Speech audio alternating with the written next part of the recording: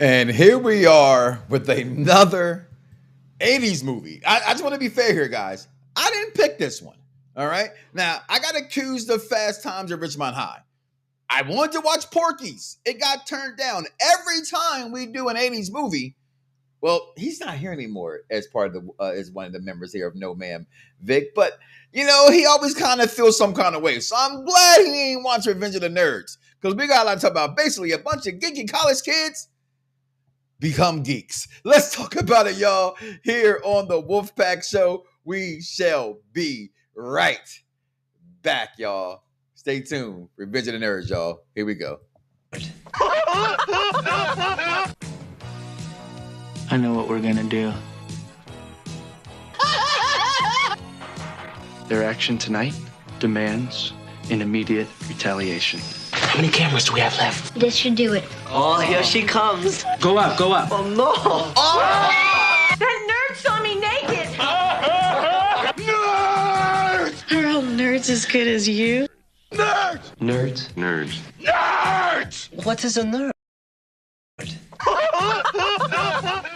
What is a nerd? That is the question. What is a nerd? Well, I'm not one, but the geeks shall inherit the earth, and they have done that here. I am your host, Mike Knox, and I am joined, remember, guys, by Mr. Freckles Sensei and Victor Moan Jr. This is the Wolf Pack, and as always, if you don't know by now, you should figure out by now who we are. Tonight's broadcast of The Masculine Feminist has been commandeered by the secret society No Ma'am, National Organization of Men Against Amazonian Masterhood. So welcome to what's going on, fellas? How y'all doing today? Chilling. Good. It was good. It is a beautiful day, and so y'all, if those who out there are new to the program, we like to do themes. Okay, and coming off the American Pie fame, Vic Damone Jr. Of all people, don't blame me for this one.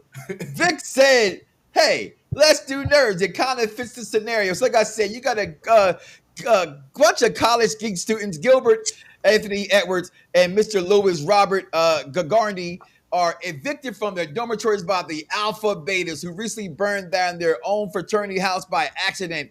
And basically, they take over the building. They're the geeks versus the jocks. This is the 80s. This is 1984, for heaven's sakes, okay? Yep. A lot of things was different in 1984, including what runs the world today, geeks and nerds.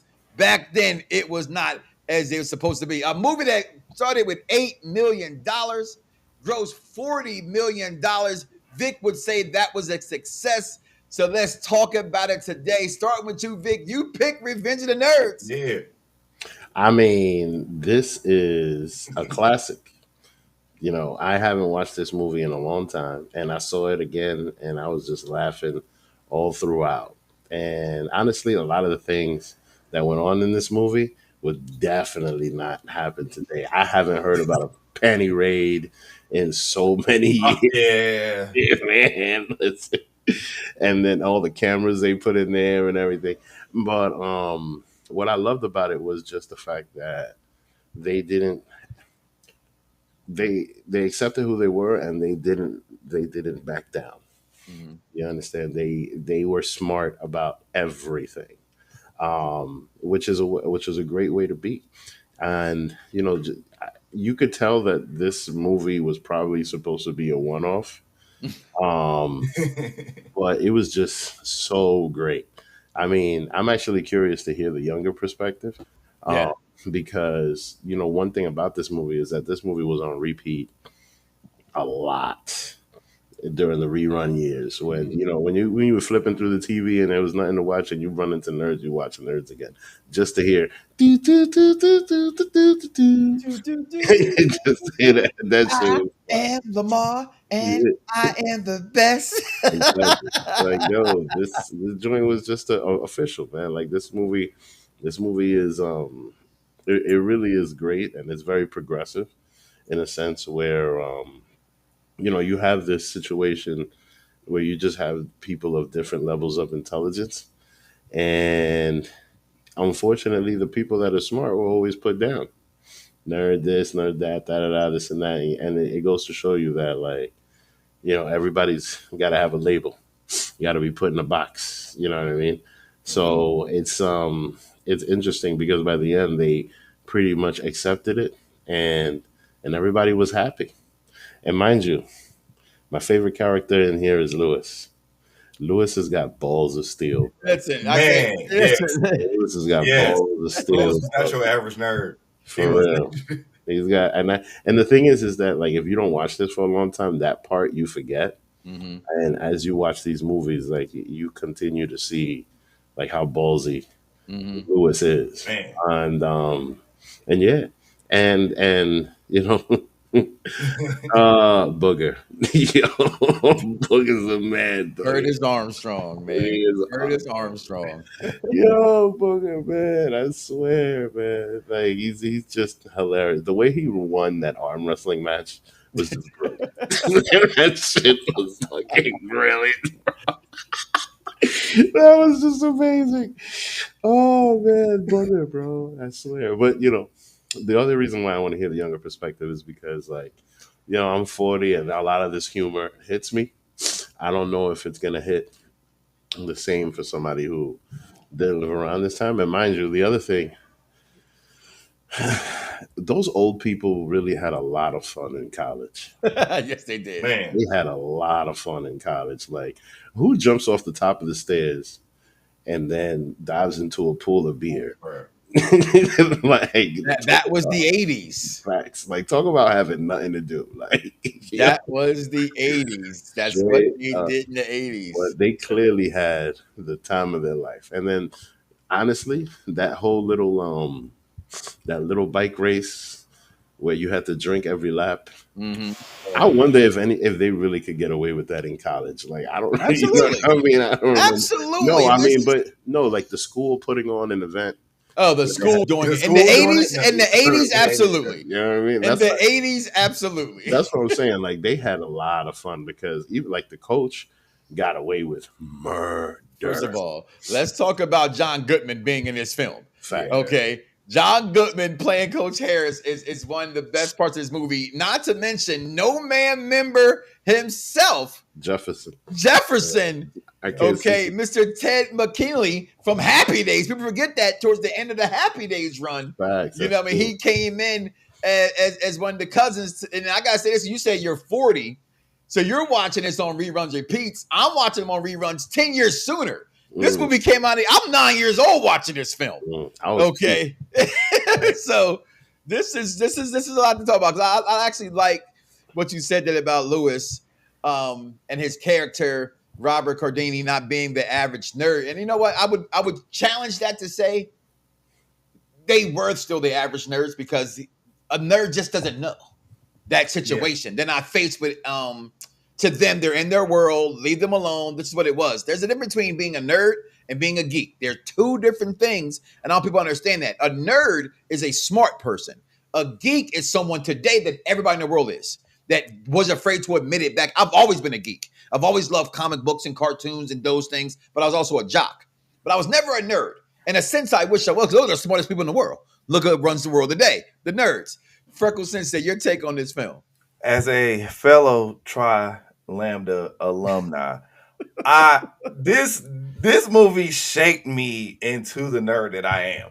This seriously, this movie led the way for me. Yes, this movie came out before I was born, primarily about 6 years before I was born. But I've watched this movie every single decade of my life. I've watched this. I've watched this movie. I've seen this movie so much that I know most of it like the back of my hand.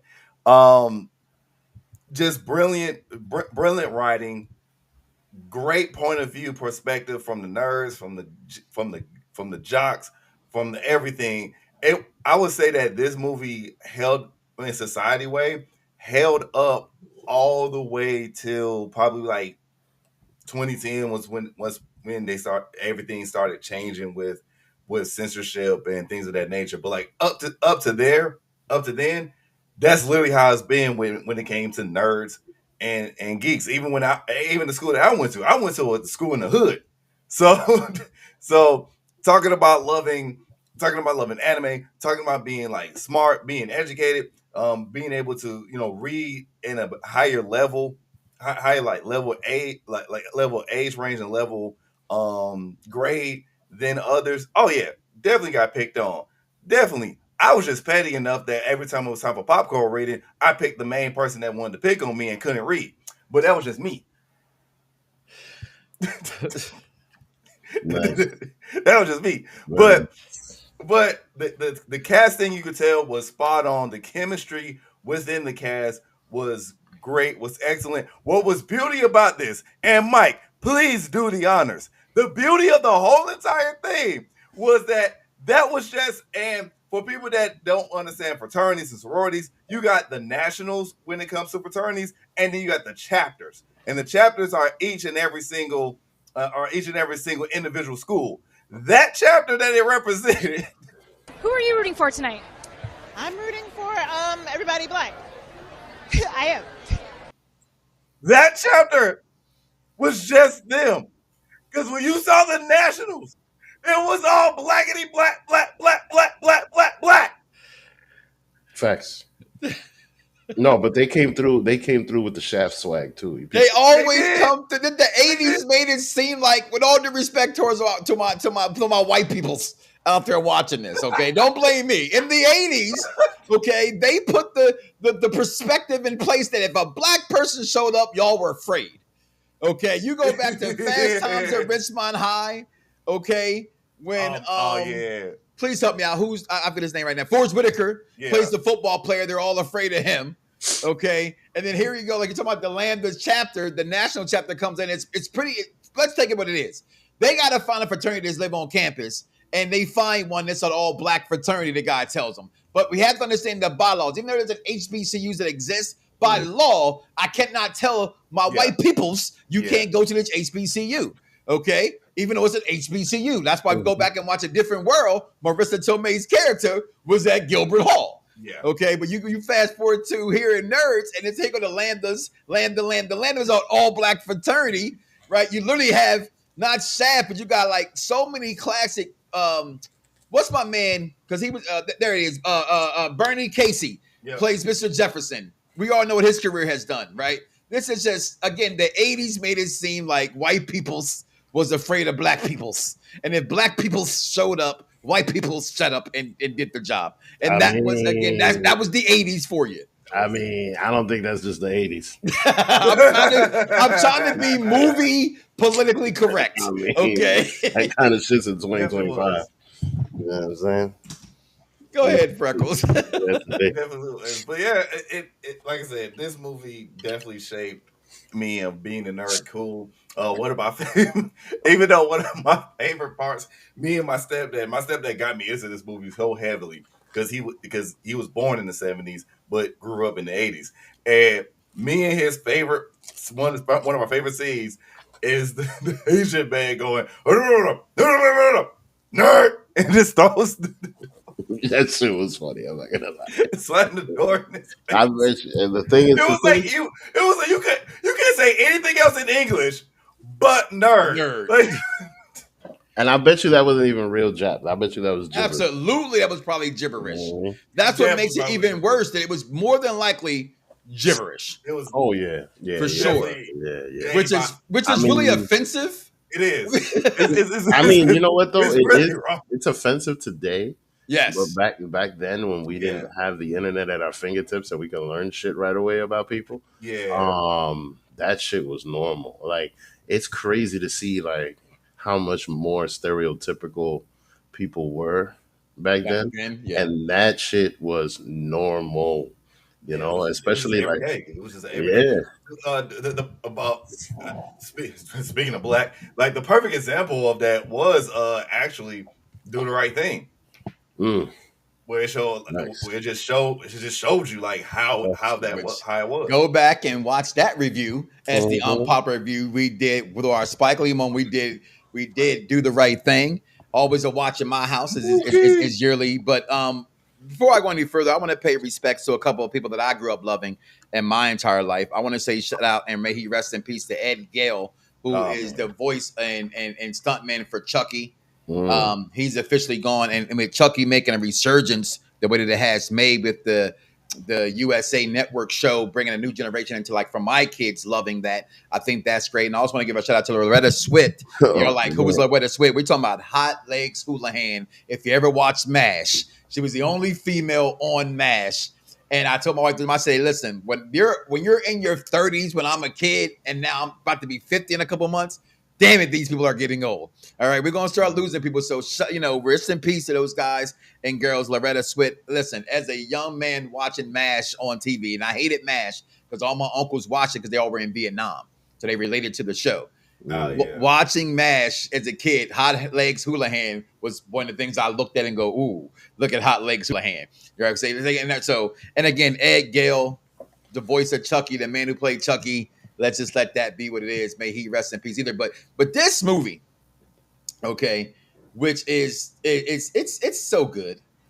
Okay, it's so much laughter in this movie. You spoke about it all. One of my favorite parts though was does all nerds do like this? But he stuck it. He literally that definitely sexually assaulted her. Yeah. You know what though? But here's he got Julie Montgomery playing Betty Childs. Go ahead. I mean, listen, man. He sexually assaulted her. I mean, I get that. I get that. You know what I mean? But clearly, she enjoyed it. You know what I'm saying? Okay, that's besides the point. That's how he got the girl. That's beside the point. People say Cassie enjoyed it. I don't mean it was right, diddler. I mean, I'm just saying, don't be afraid to eat pie. You know what I'm saying? It'll get you far. It definitely gets you far. Lewis got real far. You know what I'm saying? Lewis. You saw how he snatched that girl. What? She was like, sister, I think I'm a little bit of a nerd. And mind you, it was the same night. Yeah, it was like, yo, I can't, like, that man that rocked my world. No, but you know what's crazy? The one thing that reminded me of also was the pinning culture. Mm-hmm. Like there was one. Oh, that's so 50-ish too. Yeah, like no, but I mean, like, it's kind of like when you say going steady. Mm-hmm. Or even nowadays, just being exclusive. Yeah. Right. But you can see the difference because now being exclusive is just suggesting that you're seeing a lot of people because you have so much accessibility. Mm-hmm. When you pin somebody, that's so that everybody else could know. Kind of like, like on a Facebook profile saying absolutely that you dating somebody. Like the modern day pinning is like, oh, you on my profile. Yeah. You know what I mean? And I just thought that was very, very interesting how he did that to her and she was ready to give this dude his pin back real freaking quick. She gave it back real quick. In front of everybody and hugged the nerd and all of that. Didn't worry about her reputation or nothing. You know what I mean? She said, what y'all got, it ain't enough. It ain't it. I thought that was one of the things of this film, as we were speaking about nerds not being typical nerds.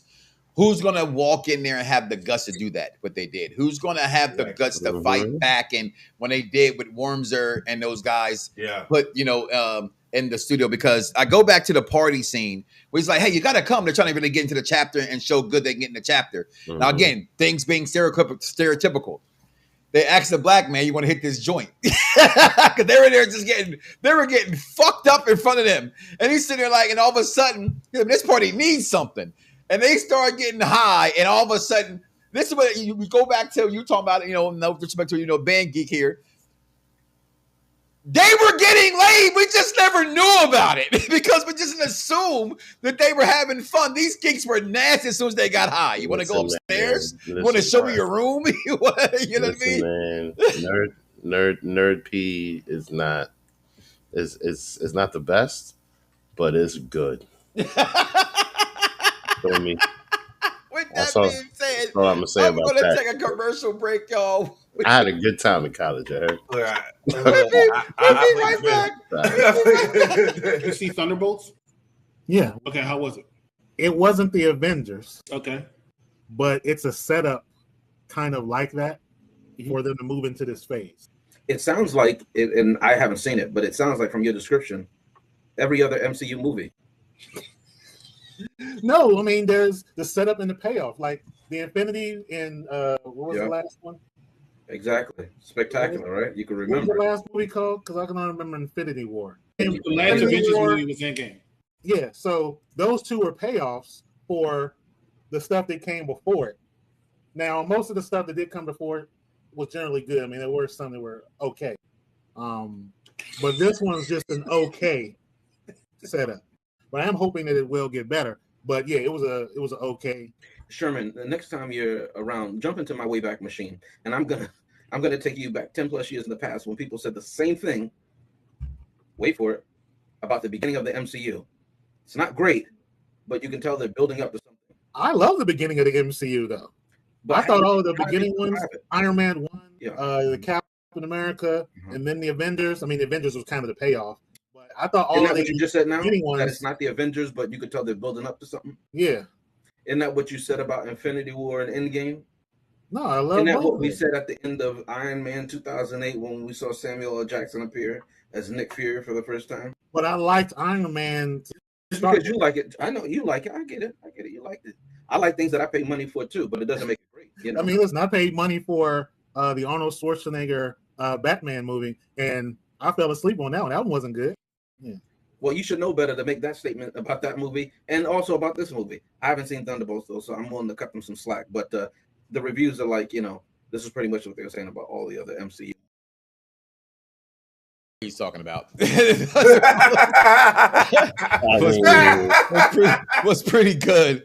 Shout out to Federation Tuesdays. Check them out every single Tuesday here on Unpopular Review Entertainment. Welcome back to the show of the shows here, the Wolfpack movie review here of Revenge of the Nerds. Make sure you guys also go back and check out our Mission Impossible review, also coming up soon, as well as Karate Kid Legends review will be out as well. It is the summer of movies, and this is the summer for you to be joining Unpopular Review.